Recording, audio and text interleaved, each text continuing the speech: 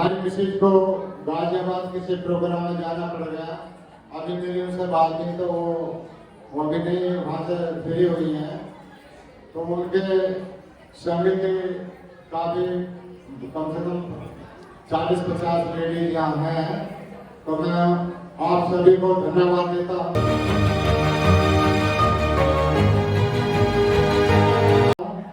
कि आप अपना बहुमूल्य समय निकाल करके इस कार्यक्रम में शामिल हो रहे हैं। साथियों, आज का जो पर्व है ये 3 पर्वों का मिलन है।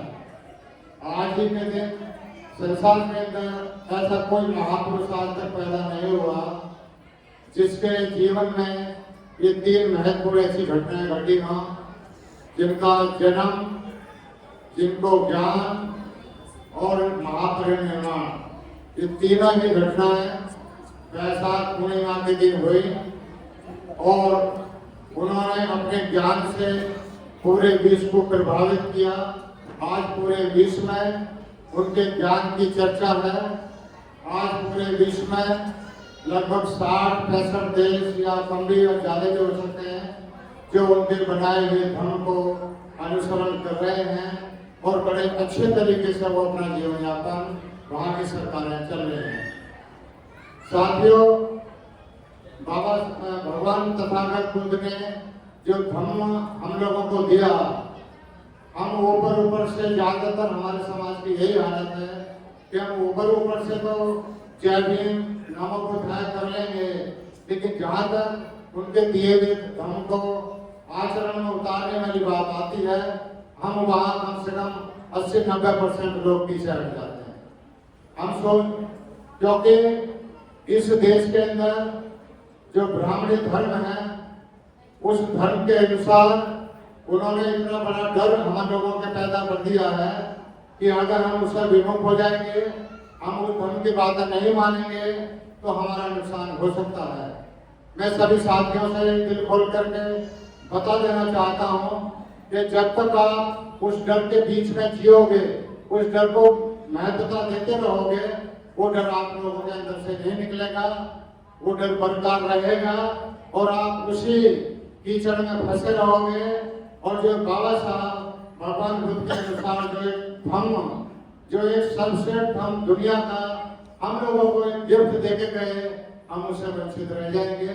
तो मैं सबसे आप लोगों से यही अनुरोध करता हूँ कि मैं ये नहीं कहता कि आप आंख बंद करके माने, आप बाबा साहब की शिक्षाओं को पढ़ें, भगवान बुद्ध की शिक्षाओं को पढ़ें, उन्होंने धर्म के बारे में क्या बोला है उसको पढ़ें, उसके बाद आप उस साइड में जाएं।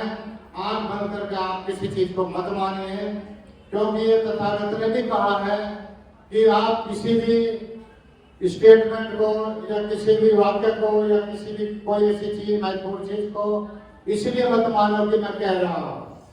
आप इसलिए भी मत मानो कि वो सदियों से चली आ रही है या किसी पैसे वाले आदमी ने कहा है या किसी ज्यादा पढ़े लिखे लोगों ने कहा है। आप उस बात को जब तक मत मानिए जब तक आप उसको अपने आचरण में उतार कर वो अच्छी तरीके से साबित ना हो जाए, उसके अंदर गुण दोषों को आप परखिए। जब तक वो आपकी कसौटी के अनुसार उस अच्छी तरीके से नहीं सेट बैठती है, ठीक बैठती है, तब तक आप उस बात को मत मानिए।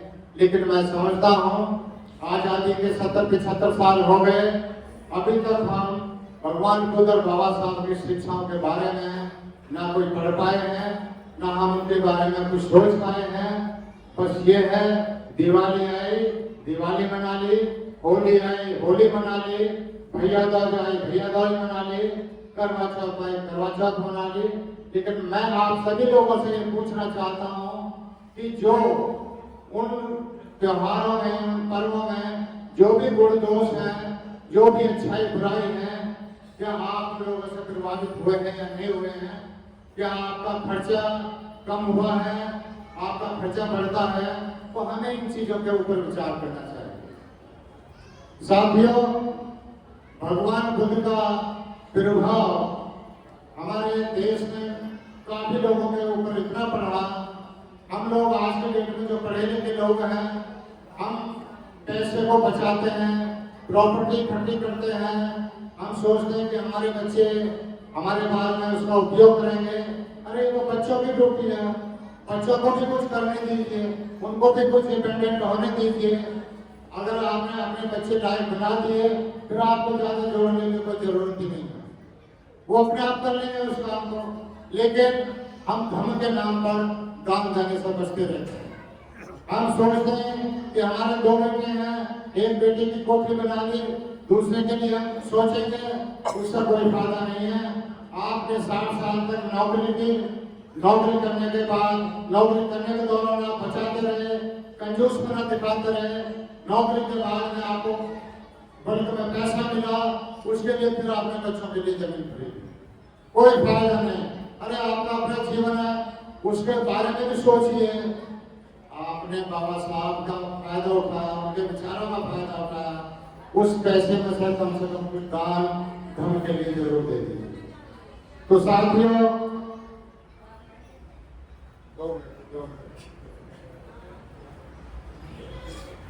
भगवान बुद्ध के धर्म से प्रभावित होकर केवल मैं 2 मिनट के विशाखा के बारे में आपको बता देता हूँ कि भगवान बुद्ध के धर्म को सीखने के बाद, उसको अपने आचरण में उतारने के बाद हमारे अंदर कितना बड़ा परिवर्तन हो जाता है, मैं केवल 2 मिनट में आपको बताता हूँ। एक श्रावस्ती जब भगवान बुद्ध का के अनुसार शासन राजा के अनुसार के बहनों थे, उनका शासन था श्रावस्ती में। तो एक धनंजय नाम के एक सेठ थे वहां पर, उनकी एक बेटी थी विशाखा। सेठ जी ने विशाखा को भगवान बुद्ध के धर्म के अनुसार पूरी तरह से परिपक्व कर दिया। उनके अंदर कोई दोष गुण ऐसा नहीं था, जो दोष कोई ऐसा नहीं था जो एक सामाजिक जीवन में उसको प्रभावित करता। जब विशाखा की शादी हुई तो जिस टाइम विशाखा अपने पिताजी से गले मिलने जैसा शादी हो जाती है, तो मिल रही थी, तो धनंजय सेठ अपनी बेटी से बोला, जो बेटी मैं आपको कुछ बातें बताता हूँ, आप अपने जीवन में अपने ससुराल में उन बातों का विशेष ध्यान रखना और उन्हें अपने आचरण में उतारना। तो उन्होंने विशाखा को बोला, जो आज के परिवेश में बहुत इंपॉर्टेंट चीजें हैं, खास तौर से उन लोगों के लिए, उन माता बहनों के लिए, उन बहन बेटियों के लिए जो इधर की बात उधर और उधर की बात इधर जो करती है, और उससे फिर समाज में, घर में, परिवार में लड़ाई झगड़े होते हैं, तो उनके लिए खास तौर से ये चीजें हैं। तो धनंजय सेठ ने अपनी बेटी विशाखा को बोला कि बेटी मैं कुछ बातें बता रहा हूँ, उनका विशेष ध्यान रखना। तो सबसे पहला उन्होंने बताया कि घर की आग घर में ही रहनी चाहिए, घर की आग बाहर नहीं जानी चाहिए। दूसरा पॉइंट था कि बाहर की आग बाहर ही रहनी चाहिए, बाहर की आग घर के अंदर नहीं आनी चाहिए। तीसरी बात कि बेटी उसको देना जो वापस दे दे। चौथी बात कि उसको मत देना जो उसको वापस ना दे। पांचवी बात कि जो दे उसको देना, जो ना दे उसको मत देना। ये 6 बातें हुई। 7वीं बात थी कि बेटी सुख से बैठना। 8वीं बात थी सुख से सोना। 9वीं बात थी सुख से बैठना। और 10वीं बात थी कि जहां आप जा रही हो अपने परिवार के कुलीन के जो देवी देवता हैं उनकी पूजा जरूर करना। तो जब धनंजय सेठ अपनी बेटी के कान में ये बातें बता रहे थे, तो जो बिगाड़ था लड़के का फादर था, वो पास में ही खड़ा हुआ था और उसने वो 10 की 10 बातें सुन ली। जब वो अपने घर चले जाते हैं, बारात चली जाती है, तो क्योंकि विशाखा तो बहुत हमें परिपक्व थी, तो एक दिन धनंजय सेठ यहाँ बिगाड़ आ जाते हैं। बिगाड़ उनके ससुर हैं। तो बिगाड़ जब खाना खा रहे थे, उनका फेस दरवाजे की तरफ को, तो रास्ते की तरफ को, तो सामने भिक्षु आ जाते हैं भिक्षा लेने के लिए। तो उन्होंने इशारा किया सेठ जी ने नहीं सुना। उन्होंने 2 बार किया, 3 बार खड़े रहे, बेकार सेठ खाना खाता रहे, उन्होंने नहीं सुना। अंत में विशाखा बोली कि भंते, आपको यहाँ कुछ नहीं मिलेगा, क्योंकि हमारे ससुर पुराना बासी भोजन कर रहे हैं, आप आगे जाइए और आगे देखिए। तो जब सेठ जी ने ये बात सुनी, बोले इसने तो सुबह ही खाना बनाया है, ये बासी इसका नाम क्यों ले रही है, इसने तो मेरी बेइज्जती कर दी। तो इसी बात से वो चिंतित हुए और उन्होंने फिर लड़की के सेठ जो धनंजय थे फादर, उनको खबर भेजी कि जी आपकी बेटी ने हमारी बहुत बेइज्जती कर दी और आप इसको वापस ले जाइए, आप यहाँ आइए।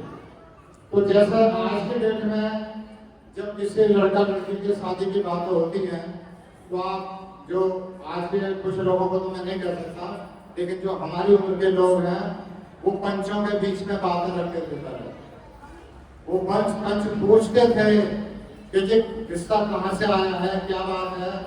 तो इसी तरीके से जब विशाखा की शादी तय हुई थी, तो धनंजय सेठ ने 10 लोगों को इनवाइट किया था और उनको ये पावर दी थी कि जो मेरी लड़की अगर कोई गलती करती है ससुराल में जाकर, तो मैं बाद में जाऊंगा, पहले 10 लोग वहां जाकर के फैसला करेंगे। तो जब सेठ जी के पास इन्विटेशन आया, खबर आई, वो 10 के 10 लोग वहां गए। उन्होंने कहा बेटी क्या बात हो गई, तो अब शॉर्ट में कर रहा हूँ। तो वो 10 बातें उन 10 लोगों को बताएं।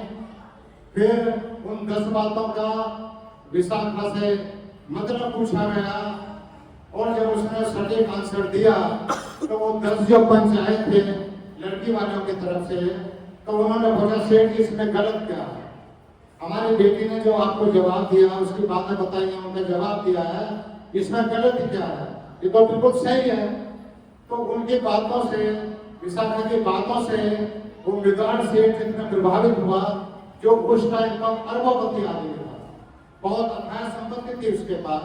वो इतना प्रभावित हुआ कि उसने अपनी पुत्रवती को ना कर करके उसने ये वायदा किया, कसम खाई उस दिन कि ये आज से मेरी पुत्रवधू नहीं है, ये आज से मेरी माता है। तो उसी दिन से विशाखा का नाम मेगार माता पड़ गया।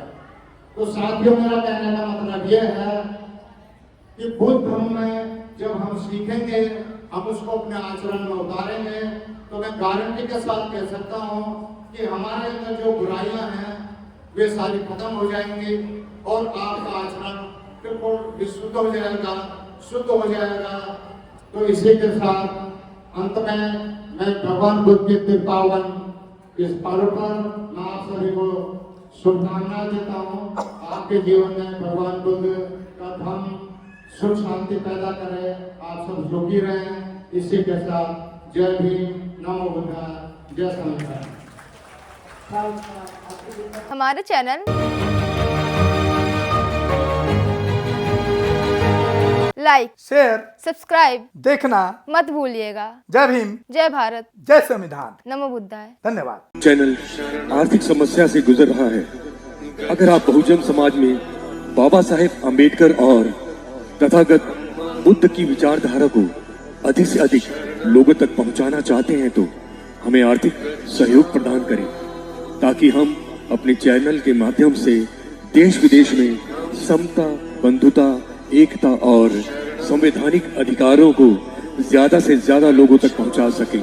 आप अपनी सहायता राशि नीचे लिखे खाते में जमा करा सकते हैं।